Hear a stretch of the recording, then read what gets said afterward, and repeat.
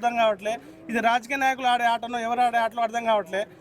ఎందుకంటే మేము ఎంత ధర్నా చేస్తున్నామో దీనికోసం మేము మా చదువులన్నీ మానుకుని రోడ్డు మీద పడుతున్నాం. కానీ ఏ పేపర్లో రావట్లేదు ఇప్పటిదాకా. మరి ఏం జరుగుతుందో తెలియట్లేదు. ఈ రాజకీయ నాయకులు చేస్తున్న కుట్రనో ఏంటో అర్థం కావట్లేదు. నరేష్ నా పేరు. నరేష్ ఏం చదువుతున్నావు? డిఎస్సికి ప్రిపేర్ అవుతున్నా. నేను డిఎస్సి కోసం దిల్షునగర్లో ఉండి ప్రిపేర్ అవుతున్నా.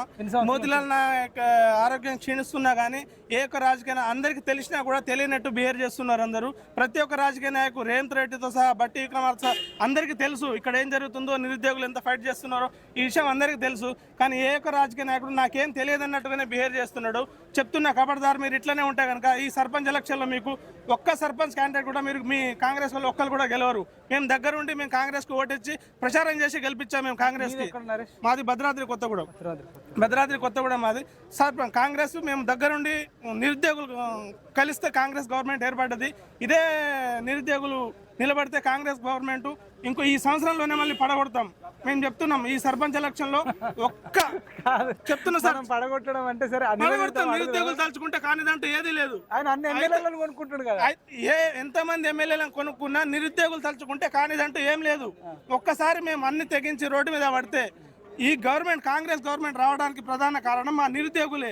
మేము ఒక్క రోజులో డిసైడ్ అయినాం. మేనిఫెస్టో చూసి 25,000 మెగా డిఎస్సి అన్నాడు, గ్రూప్ 2 పోస్టులు పెంచుతామన్నాడు. ఆ ఒక్క మేనిఫెస్టో చూసి నిరుద్యోగులు అంతా మోసపోయి కాంగ్రెస్ గవర్నమెంట్కి ఓటేసి ఒక్క వారంలో మేనిఫెస్టో చూసి కాంగ్రెస్ గవర్నమెంట్ మేము తీసుకొచ్చాం. కానీ మమ్మల్ని మోసం చేస్తుండే. ఈ రోజు ఇప్పుడు మీరు డిఎస్సి ఆస్పిరెంట్, అది ఇమీడియట్ గా ఉన్న డిమాండ్ ఏం చెప్తే ఇప్పుడు మాకు 25,000 మెగా డిఎస్సి ప్రకటించాలా. ఎందుకంటే వాళ్ళు చెప్పిన విధంగానే, మేము కొత్తదేం అడగట్లేదు. అసలు మాకు వేరే ఏం లేదు. వాళ్ళు చెప్పారు మెగా డిఎస్సి వేస్తున్నాం. దానికి మేము డిఎస్సి క్యాండిడేట్స్ అంతా మేము గ్రూప్స్ క్యాండిడేట్ కానీ డిఎస్సి కానీ ఉన్నారా, ఎగ్జామ్ రాయం మేము బైకాట్ చేస్తామని మన డిఎస్సి ఆస్పిరెంట్లు అందరూ ఎంతో మంది ధర్నా చేస్తున్నారు. మీరు ధర్నా చేస్తారు.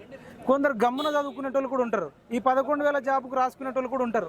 అప్పుడు మీరు నిరుద్యోగం పరిస్థితి ఏంటో ఒక రాజకీయ నాయకున్న ధైర్యం నిరుద్యోగునికి ఉండదు. ఎందుకంటే ఒక్కొక్క పరిస్థితి ఇంట్లో రూపాయి ఉండదు. ఒకవేళ ఆ డేట్కి పెట్టేస్తే మా బతుకులు ఏమైతే ఉన్న పోస్టుల కన్నా ప్రయత్నించి మా పొట్టగుట్టు కోసం వచ్చిన వాళ్ళే అందరూ వాళ్ళ బాధలు కూడా అర్థం చేసుకోవాలి. ప్రతి ఒక్కరు రోడ్డు మీద వచ్చి ధర్నా చేయాలి, మా జీవితాన్ని లాగం చేసుకోవాలని ఎవరు అనుకోరు. రైట్, నువ్వు గ్రూప్ 2 గురించి మాట్లాడతావు, చెప్పండి.